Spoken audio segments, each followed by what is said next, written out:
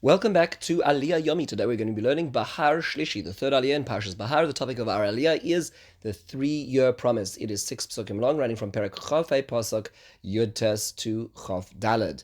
This is a very packed Aliyah. It is a very crucial Aliyah in understanding the Shemitah process, and it starts with the following. We've been told that the nation of Israel needs to keep Shemitah, and Hashem tells you that you're going to eat of the land, you're going to be filled up, and you're going to be successful. However, if you will ask, what will we eat in the 7th year? We did not plant it. There was nothing we could bring from the field. What should we eat? Hashem says a remarkable thing. I will give you my blessing in the 6th year, and it's going to make 3 years worth of produce. You're going to therefore be able to plant in the 8th year, and you'll be able to eat the old produce until the 9th year, until you're finished consuming the old produce. And this way, you will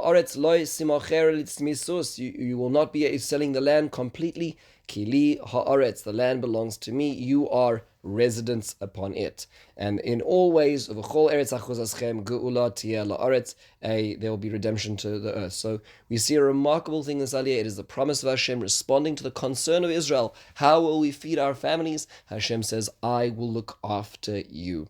A lot of things to think about in this aliyah. Number one is, if the people don't ask, does that mean there's no promise? Their asking seems to be a lack of emunah, a lack of faith. Are the people who have a lack of faith given a greater reward than those perhaps who don't ask? That they don't ask and they're not going to have this reward?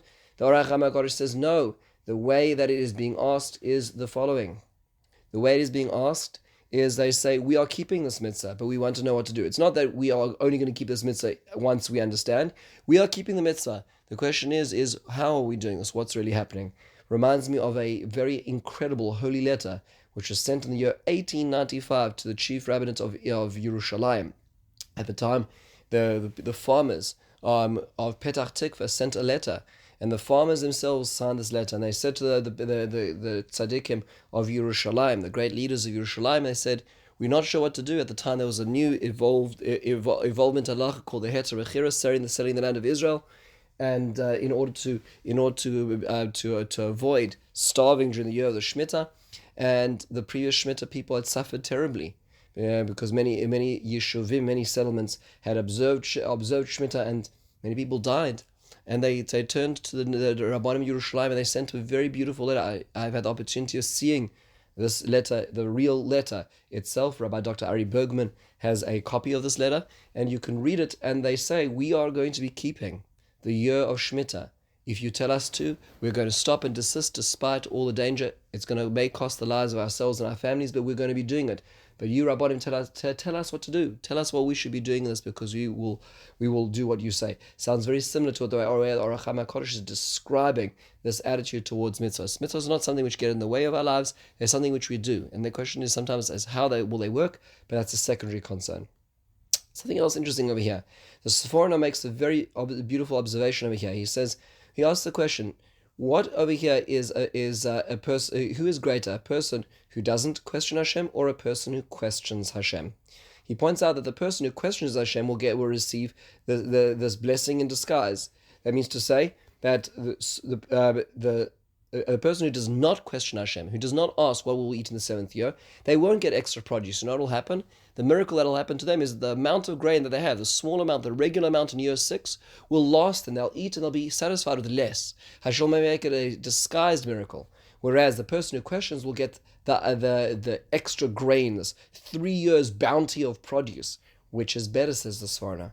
Interestingly enough, the Sforno points out that the person who has more faith receives the hidden miracle, doesn't necessitate something overt and something unusual for it to be successful. And that is the godless. In fact, Rabbi Zushya from Anaponi is quoted as having saying the following on our pasuk. He says, Biglal amirasam manoichal, because of your question of what we should eat, yesh tzorech, then that requires, so to speak, Shashem Yisbarach Yetzaves Birchosai, that he needs to give them the blessing.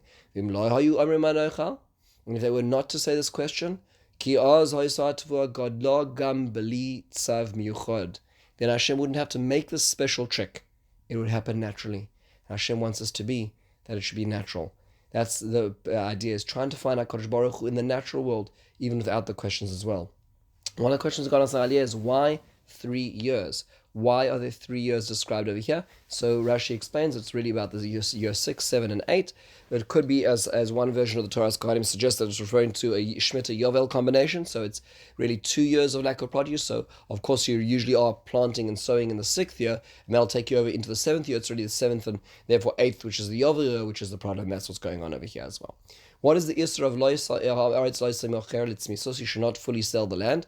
So the most classic understanding, as Rashi quotes it, is that you should make sure that when you sell your land, you should not sell it that is going to be unredeemable at the Yovel. We'll deal with that in the coming aliyahs. However, the Sefer HaChinuch quotes another version of the Midrash Halacha, which is that it is an Isra of selling the land to a non-Jew. This is very important because here you have two very important questions which are brought back to back in our aliyah. Number one is the question of, well, how will we survive the Shemitah year? How will we survive Shvius? And the second is not selling the land to non-Jews, which became, these two ideas right next to each other became the center of an incredibly controversial issue that developed over the last century and a half. And that is, for the vast majority of the last 2,000 years, the Jews had no sovereignty or power or agriculture in the land of Israel. There were so few Jews in Yerushalayim that Ramban, when he came to Yerushalayim from Spain, he didn't even have a minyan in Yerushalayim when he made his shul in Yerushalayim. There were pockets of Jews in Tzfat at certain points, and there was a few small aliyos of Jews who came to the city centers, to Yerushalayim, to Tzfat, to Tveria, but on the whole, there was very little agriculture. In the 18th century, in the 19th century, we started hearing a number of Sfaradim, in fact, had vineyards and a few things here and there.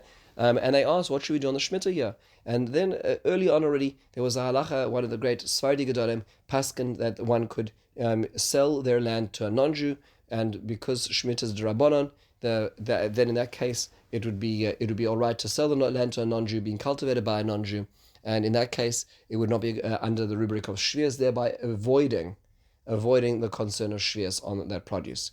The question then became, is once in the late 1800s, in the late 19th century, when the many more European Jews started coming to Israel and started farming it, many under the auspices of the Baron Rothschild, who set up a number of settlements and financially underwrote a number of settlements in Israel, Petach Tikva, Mazkeret Batya, a lot of very important settlements, Zichron Yaakov, which are being established under the financing of the Baron de Rothschild.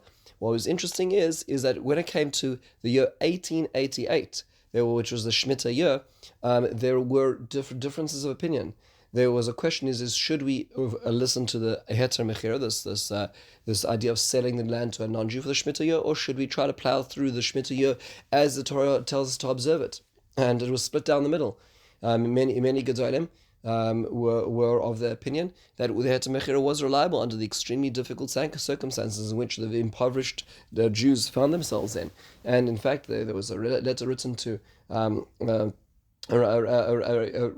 Spektor in Europe, and he in fact supported this idea. If the Rabbanim of Yerushalayim would agree, the Rabbanim of Yerushalayim did not agree, and so the nation was split. And a number of people pulled through Shemitah, and a number of people did not. The Baron Rothschild was very angry about this whole episode, and he viewed this as a way of not working the land. He felt that this was an excuse. He thought that there were sufficient rabbis who were supporting the Heter Mechira, and he felt that the reason why these people were not doing this was because they didn't want to have to work. They wanted to sort of live off his stipend, and he therefore pulled his support of those Yeshuvim which kept the Shemitah, one of them being Mazkeret Batya. Mazkeret Batya suffered immensely because not only was there no support, but also there happened to be a plague that year, and one of the things that he would do was he would used to send a doctor in on a weekly basis. Many children caught the plague, and many people died that Shemitah year in 1888, which is why in the 1895, the next Shemitah year, that's when the farmers sent the letter to Yerushalayim, and the Rabbanim of Yerushalayim agreed to do the Heter Mechira in order for the extreme circumstances later on. This became a very complicated problem. And later on, there were many different positions which were taken. Rav Kook wrote a sefer on this. He became the Rav of Yafo. The chief rabbinate of Yafo was in charge of the Yeshuvim, which is why it fell upon his shoulders to advance the Heter Mechira. And many other Rabbanim disagreed. Rav Kook's version of Shemitah was extremely profound and an all-encompassing view of Shemitah, very hard to keep. And therefore he said, let's do the Heter Mechira until the point that we can manage to do it properly. The Chazon Ish later on was more machmir to say we don't do the heter mechira, but it was more mekil in many of the halachas of shmiras to do it, to be able to do it.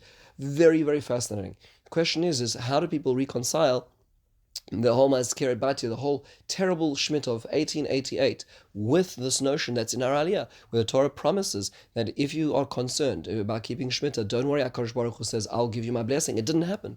How does it work?